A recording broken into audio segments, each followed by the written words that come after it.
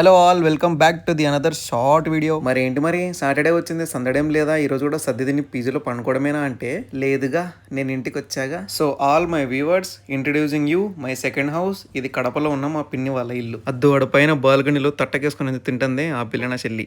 సరే గానీ బెంగళూరు నుంచి వస్తా వస్తా ఏం పట్టుకొచ్చినావంటే రా చూపిస్తా. ఇక్కడ కనిపించే కట్టెల బ్యాగు నిండా స్నాక్స్ ఏ ఉండే. ఏందిరా అన్నే ఆమలు మామూలు ఉండదు, మనతో దమ్ము అదిరిపోలట్నే. పొద్దున్నే మా ఇంట్లో మీరు ధరించకూడని రంగు గులాబీ రంగు, పాటించవలసిన పరిహారం సుబ్రహ్మణ్య అష్టకాన్ని పాటించండి. మన ఇళ్లలో పొద్దున్నే రాశి ఫలాలు కామన్ కదా. ఇద్దో ఇప్పుడు నేను చూపించే స్నాక్స్ అన్ని డిమార్ట్ వే. జై డిమార్ట్ కాదురా భయ్యా, ఇవన్నీ కొనాలంటే ఒక 2,000 అవుతుండ్లా. అది కాదులేను, 50% ఉంటాయో 1+1 ఆఫర్ ఉంటాయో అవన్నీ పట్టుకొచ్చిన్లా.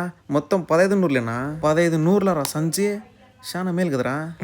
దమ్ మదిరిపోలట్నే.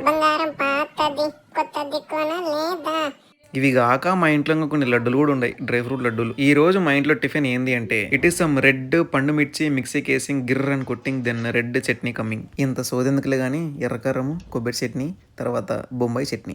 ఇంకొక స్పెషల్ ఐటమ్ ఏంది అంటే గులాబ్ జామున్. ఇంకేం బాబాయ్ సతుకు.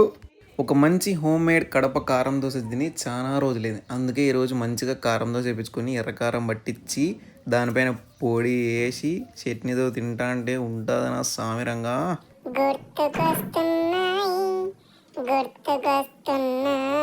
మరి ఇంకేంటి, మరి ఇంకేం లేదు, తట్టకేసుకొని పొట్టకు లోడ్ చేయడమే. యాక్చువల్ ఈ రోజు మా ఇంట్లో స్పెషల్ గోంగూర పలావ్ చేసినాం. అది ఎట్లా చేసినాం ఏం కథ అనేది తర్వాయి భాగంలో చూద్దాం. అంతవరకు సెలవు.